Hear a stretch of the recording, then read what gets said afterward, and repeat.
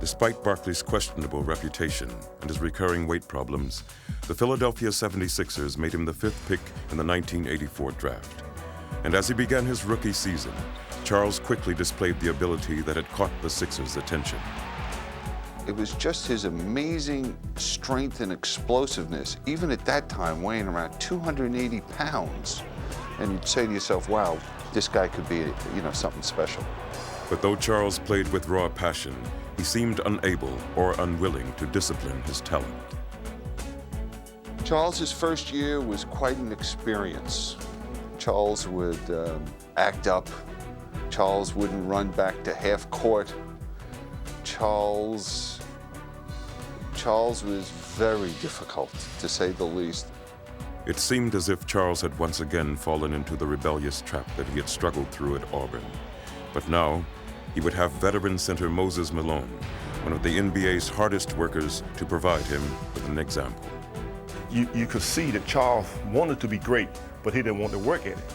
So I said, Charles, things you got to do, it's not going to come easy because right now you're into pro ball, you got a lot of great athletes.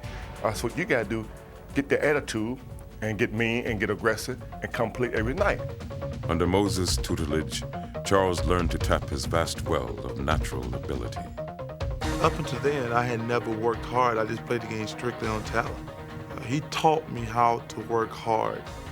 I got in really good shape, and I'm just watching him and learning from him. As he began his second season, Barkley saw Moses' lessons begin to pay off. Alive, Barkley's there, Vincent again, reverse left hand by Barkley. Here's a bad pass, it might get out of hand, not before Charles gets it. It's just a question of Charles wanting it more than Dan Roundfield. He got believing in himself and he got believing in what he could do, and he went to another level. Just as Barkley was beginning to mature as a player, however, he would be thrust into a demanding new role. At the age of 24, the mantle of responsibility had fallen on him. Doc was gone, Moses was gone, Bobby Jones was gone, and it was Charles Barkley's team. It was a challenge that stoked Barkley's competitive fire. Responding with a vengeance, he would take his game to another level and take the league by storm.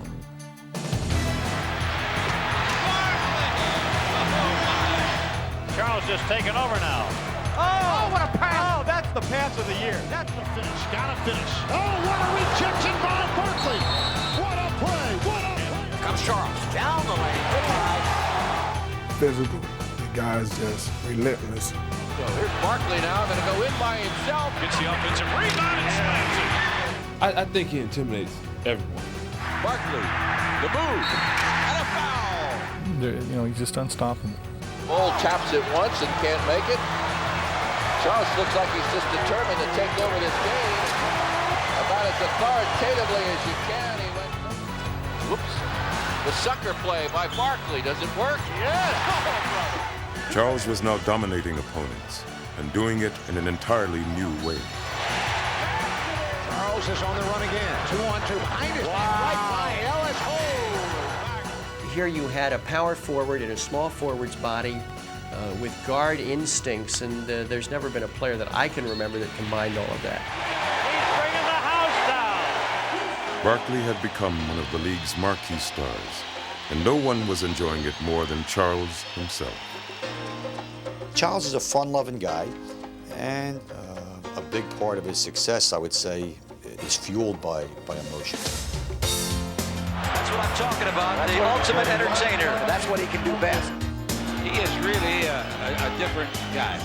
His elevator doesn't always go to the top. Both on and off the court, Charles was now the center of attention. Forrest high-paid cat. This is called Yeah, Alabama. Go roll to victory, here to stride, your Dixon's football pride, Crimson Tide. Charles at heart is an entertainer. He enjoys being in the limelight. He enjoys being a celebrity. Comeges winds up in the cheerleading section, and Barkley, too. He doesn't want to get up. There's an intelligent man. And whether he was playing to fans or reporters, he rarely disappointed. What's the most important thing you have to do next game? Score more points than they do. All you have to do is ask Charles Barkley a question, kickstart him, and he's on his way, and he's honest. Well, we don't have a lot of plays. Only plays we got is get the ball to me somehow. With his no-holds-barred approach to celebrity, Charles had become one of the most distinctive superstars in all of sports and had achieved a level of fame that even he never dreamed of. But with all of his accomplishments, there was still something missing. Since taking over the team's reins, he had been unable to find postseason success. It was a void that had begun to take its toll. Charles cares. Despite all of that outward bravado and all the charisma that flows out of Charles, within is an intense athlete who cares, who has pride, who wants to be successful. And as the 1990 season began, it was clear that Charles was more determined than ever to bring playoff glory to Philadelphia. You know, he wanted the game on his shoulders. He unlike some other players that, you know, that aren't comfortable with the chips on the line and the gun staring, you know, at them. I mean, he thrives on that. 7 seconds left. Charles is going to drive from there. Little 18-footer. Go! What a play by Barkley. You know, there were games when he needed to stop people and play good defense. He did. Dominique Wilkins to the other end. Spin move, scoop shot, offensive foul. Philadelphia has the lead on the ball with 3 seconds left. But as important as his personal heroics was his ability to instill the team with his own spirit. His desire to win made me get it, and then we started having a lot of fun winning, and then in turn winning, you act like a kid, you have a good time. Did he finish that baby or what? And Charles just in ecstasy. Barkley, 1, 2, 3, triple bogey. And the foot stomp. When you're winning. Yes, sir. Feeding off Barkley, the Sixers ran roughshod over the lead and enjoyed doing it. Piling up 53 wins and capturing the team's first Atlantic Division title in 7 years, they surged through the season on an emotional high. Sixers will set up for the final shot. AC Green and Charles Barkley. Charles with room. Griffin, score it, and a foul. And as they entered the postseason, Barkley's sights were set on nothing less than a march to the finals. He felt at that time that was the most talented team that he had around him, and this was his chance to, in Philly to get there. In the first round, the Sixers began their playoff quest in style. 3-on-2. Barkley just about took the rim right out of the backboard. As Barkley led them past the talented Cleveland Cavaliers. Here goes Charles. Great play. That'll do it. This team is too good to worry about one series. We're going to Chicago feeling like we can win. Confidently heading into the second round, Barkley and the Sixers looked forward to facing another up-and-coming young team. A victory against Michael Jordan's Chicago Bulls seemed like it would be the perfect stepping stone to establishing the Sixers' supremacy in the East. But it was not to be.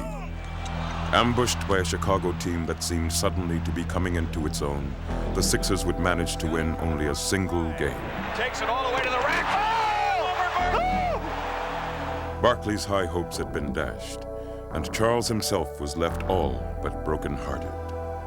I'm disappointed and frustrated right now. I mean, I can't even put it into words how bad I feel right now. I mean, it's that bad.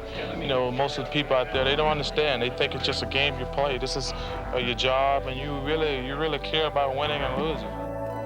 Chicago would go on to win a championship the very next year, but Philadelphia would never recover.